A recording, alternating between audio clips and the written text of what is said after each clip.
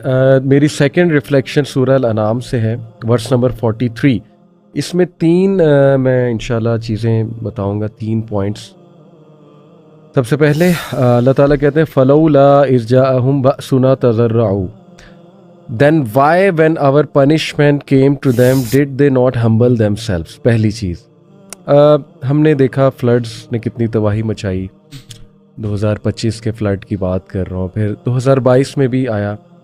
ठीक है, एडमिनिस्ट्रेटिव गलतियाँ होंगी और हमारे अपने कुछ मिस्टेक्स भी हैं, बट ये पहलू इग्नोर नहीं किया जा सकता अहमद भाई और अली भाई के हमें अपना इस एंगल से भी देखना है कि अल्लाह ताला कहीं हम पे गज़बनाक तो नहीं है।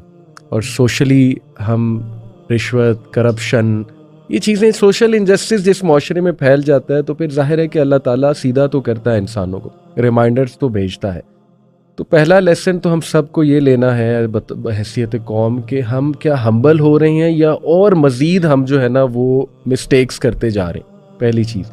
और अगर मिस्टेक्स करते जा रहे हैं तो फिर यही है कि वलाकिन क़सत क़ुलूबुहुम, कि but there hearts became harden, इनके दिल जो है वो सख्त हो गए। और फिर एक और फैक्टर भी है, वज़य्यना लहुमुश शैतानु मा कानू यामलून, और फिर शैतान जो है वो मुज़य्यन करता है इंसान के अमाल। ज़ाहिर है दिल पे जब काला धब्बा लग गया, मैं अक्सर यूथ को कहता हूँ कि देखो इस हदीस पे अमल करो। अल्लाह के नबी सल्लल्लाहु अलैहि वसल्लम ने फरमाया, कॉन्टेक्स्ट हदीस का बयान कर रहा हूँ, कि जब तुम कोई बुरा अमल करो तो फ़ौरन से नेक अमल करो। वजह यह है कि काला धब्बा लग जाता है और अगर तुम नहीं कोई नेक अमल करोगे वो फैल जाएगा और फिर दिल काला हो जाएगा। और फिर जब दिल काला हो जाएगा उस पर एक रान आ जाएगा, एक पर्दा आ जाएगा, तो फिर देखें नेकी नेकी नहीं लगेगी, बदी बदी नहीं लगेगी। फिर लोग ये कहेंगे यार इसमें क्या बुराई है। जैसे हम कई लोगों को कुछ समझाएं, वो कहते हैं नहीं जी हमें तो इसमें कोई बुराई नहीं नज़र आती, हालांकि वो एविडेंटली फितरत गैर फितरी काम भी हैं और शैतानी काम भी हैं। तो अल्लाह हमें इस एक तो स्टेट से बचाए कि दिल सख्त हो जाए, और फिर शैतान ऐसे दिल पे और अटैक करता है, वो और मुज़य्यन कर करके उन्हें दिखाता है तुम तो बेस्ट जा रहे हो, ये तो बेहतरीन काम है। जैसे लोग कॉन्सर्ट्स के लिए सारी सारी रात जागते हैं। अब कॉन्सर्ट्स में क्या होता है हमें भी पता है, लेकिन उनके नज़दीक ये भी खिदमत है, इंसानियत की खिदमत है कि दुखी इंसान चलो कुछ कॉन्सर्ट अटेंड करेंगे, डांस करेंगे, रेस कर रहे हैं, गाने सुन लेंगे तो चलो उनका मूड अच्छा हो जाएगा। तो there are so many ways शैतान मेक्स दीज थिंग्स अट्रैक्टिव। तो मैं यहाँ पे एक कोर्स भी मैंने कराया था, उस हवाले से थोड़ा सा साइकोलॉजी भी थोड़ी सी बताना चाहूँगा। देखें ये जो बात है ना कि किस तरह इंसान गुनाह करता है और उसे एहसास भी नहीं होता है, थोड़ा सा साइकोलॉजिकली। पहली तो चीज़ है कि ब्रेन आपका हाईजैक हो जाता है, डोपामीन की वैल्यू जब बहुत बढ़ जाती है और वो गुनाह की वजह से बढ़ती है ना, गुनाह से भी डोपामीन मिलता है, प्लेजर हो रहा होता है, तो आपका ब्रेन जो है ना, जैसे जीपीएस सिस्टम आपका कोई हाईजैक कर ले चीज़ गाड़ी का, तो आपकी गाड़ी जो है ना हमेशा आपको गलत रास्ते की तरफ ले जाएगी क्योंकि जीपीएस सिस्टम हाईजैक हो चुका है।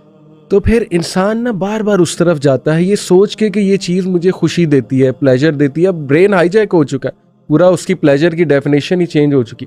फिर विल पावर लिमिटेड हो जाती है, जब आप बार बार वो चीज़ करते हैं, बार बार करते हैं, विल पावर टूटती है, शैतान और उसको तोड़ता है। ठीक है, उसके बाद जो है वो कोई प्री लोडेड स्क्रिप्ट है नहीं, यानी कोई प्री लोडेड एफर्ट नहीं है, आपने कोई पाथवे उससे बचने का नहीं बनाया हुआ है। जैसे अलार्म बजता है कहीं, फायर अलार्म, तो हम सबको एक प्री लोडेड स्क्रिप्ट सिखाया गया होता है कि इसका मतलब ये है कि आपने भागना है, इमरजेंसी डोर ये है, यहाँ से एग्जिट लेनी, ये कर। अब एक बंदे को बताया ही नहीं गया फायर अलार्म बजेगा तो आपने करना क्या, तो वो तो इधर उधर देखेगा कि मैंने अब करना क्या है। ठीक है, तो प्री लोडेड स्क्रिप्ट हमने कोई तैयारी भी नहीं की, नमाज भी नहीं पढ़ रहे, कोई पाथवे भी नहीं बनाया हुआ उससे निकलने का। उसके बाद जो है वो इमोशनल रीजनिंग और अनकॉन्शियस रीजनिंग आ जाती है कि यार सब कर रहे हैं, खैर ये भी कोई गुनाह है, अल्लाह माफ़ कर देगा, कोई बात नहीं, बुढ़ापे में जाके माफ़ी मांग लेंगे। तो ये देखें how does it work, brain जो है वो, और ये पूरी ये आयत भी यहाँ पे नज़र आ रही कि शैतान भी इन्वॉल्व है। शैतान बाकायदा जा के वो और डिफेंस मैकेनिज्म देता है, कर ले खैर है, कोई बात नहीं, सब कर रहे हैं, तेरी मजबूरी है, ये तो चल तू जिना तो नहीं कर रहा ना, कम से कम यही चीज़ें देख रहे, तो तेरी मजबूरी बन चुकी है, वगैरह वगैरह।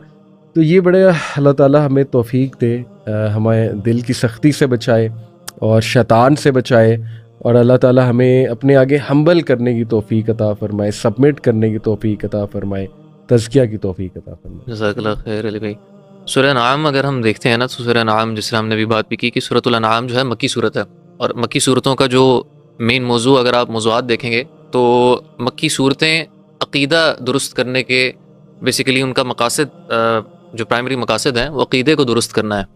اور عقیدے کے اندر اگر آپ سورۃ الانعام دیکھیں گے، سورۃ الانعام توحید سے بھری ہوئی ہے.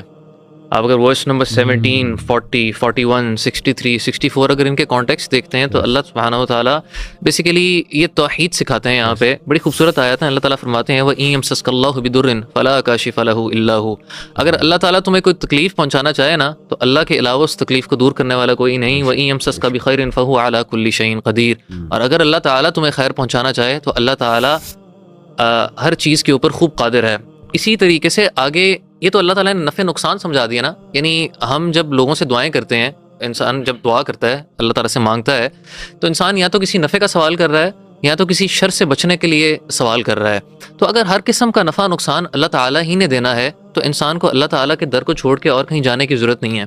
اس کے آگے اللہ تعالیٰ ایک دوسرے انداز سے سمجھاتے ہیں. ورس نمبر 40-41 کے اندر اللہ تعالیٰ فرماتے ہیں قُلْ أَرَأَيْتَكُمْ إِنْ أَتَاكُمْ عَذَابُ اللَّهِ أَوْ أَتَتْكُمُ السَّاعَةُ أَغَيْرَ اللَّهِ تَدْعُونَ إِن كُنتُمْ صَادِقِينَ. مجھے بتاؤ کہ اگر تمہارے اوپر اللہ کا عذاب آ جائے یا تمہارے اوپر قیامت آ جائے، کیا اللہ تعالیٰ کو چھوڑ کر تم کسی اور سے سوال کرو گے؟ بل ایاہ تدعون، بلکہ تم صرف اور صرف اللہ ہی کو پکارو گے. فیکشف ما تدعون الیہ ان شاء وتنسون ما تشرکون. خلاصہ یہ یعنی تم جن کو اللہ کے علاوہ پکارتے تھے نا ان سب کو بھول جاؤ گے. اور اگلی آیات کے اندر اللہ تعالیٰ نے اس معاملے کو لپیٹ دیا آیت نمبر 63-64 کے اندر کہ قل من ینجیکم من ظلمات البر والبحر. اے نبی صلی اللہ علیہ وسلم آپ ان سے پوچھیں کہ تمہیں اندھیروں اور جو زمین اور دریاؤں کے اندھیرے ہیں ان میں سے کون بیسیکلی نجات دیتا ہے، یعنی ان کے طوفانوں میں ان کی تکلیفوں میں کون نجات دیتا ہے. تم تدعونہ تضرعا وخفیہ، تضرعا وخفیہ، تم اللہ تعالیٰ کو گڑ گڑاتے ہوئے تنہائیوں کے اندر پکارتے ہو اور کیا کہتے ہو لئن انجانا من هذه لنکونن من الشاکرین. یا اللہ اگر یہاں سے بچا لے گا نا تو ہم یقیناً شکر گزار بندوں میں سے بنیں گے. اللہ تعالیٰ فرماتے ہیں قل اللہ، اے نبی صلی اللہ علیہ وسلم آپ ان سے کہیں قل اللہ ینجیکم منہا، اللہ تمہیں ان مشکلوں سے بھی نجات دیتا ہے، ومن کل کرب، اور ہر چھوٹی بڑی تکلیف سے بھی تمہیں اللہ نجات دیتا ہے. ثم انتم تشرکون، اس کے باوجود بھی تم اللہ تعالیٰ کے ساتھ شرک کرتے ہو.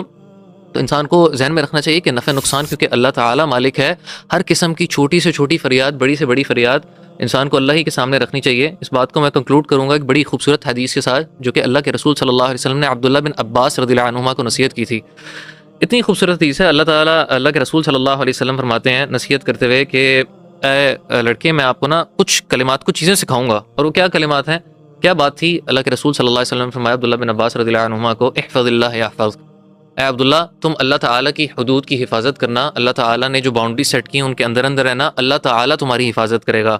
احفظ اللہ تجدہ تجاہک، تم اپنی ان اللہ کی حدودوں کی حفاظت کرو گے، you will find Allah when ever you need ہم، یعنی ہر ضرورت میں تم اللہ تعالیٰ کو اپنا مددگار پاؤ گے. احفظ اللہ تجدہ تجاہک، تم اللہ تعالیٰ کی باؤنڈریز کی حفاظت کرو، تم ہر سچویشن کے اندر اللہ تعالیٰ کو اپنا مددگار پاؤ گے. اذا سألت فاسأل اللہ، جب بھی تم سوال کرو تو اللہ تعالیٰ سے سوال کرو. وَإِذَا اسْتَعَنْتَ فَاسْتَعِنْ بِاللَّهِ، اور جب بھی تم مدد مانگو تو اللہ تعالیٰ سے مدد مانگو. وَاعْلَمْ أَنَّ الْأُمَّةَ لَوْ اجْتَمَعَتْ عَلَىٰ أَن يَنفَعُوكَ بِشَيْءٍ لَمْ يَنفَعُوكَ إِلَّا بِشَيْءٍ قَدْ كَتَبَهُ اللَّهُ لَكَ. یعنی خلاصہ یہ ہے کہ اگر پوری لوگ انسانیت بھی اگر ایک طرح جمع ہو جائے نا تمہیں کوئی نفع دینے کے لیے یا نقصان پہنچانے کے لیے، نہ وہ تمہیں نفع پہنچانے پہ قادر ہیں نہ نقصان پہنچانے پہ قادر ہیں. تو انسان کو سوائے اس کے جو اللہ تعالیٰ نے لکھ دی ہے، تو انسان کو یہ ذہن میں رکھنا چاہیے کہ اگر ہر قسم کی تکلیف سے نجات اللہ نے دینی ہے، ہر قسم کا نفع اللہ تعالیٰ نے دینا ہے، تو اور کوئی درگاہ نہیں جس کے آگے انسان جھکے. وہ صرف اللہ کی درگاہ ہونی چاہیے جس کے سامنے اللہ تعالیٰ انسان جو ہے اللہ تعالیٰ کے آگے جھک جائے. یعنی یہی سب سے جو ہمارا بڑا کمپریہنسو ایک فریز ہے ایاک نعبد و ایاک نستعین، وہ یہی ہے پھر انشاءاللہ. جی بالکل ایسے ہی.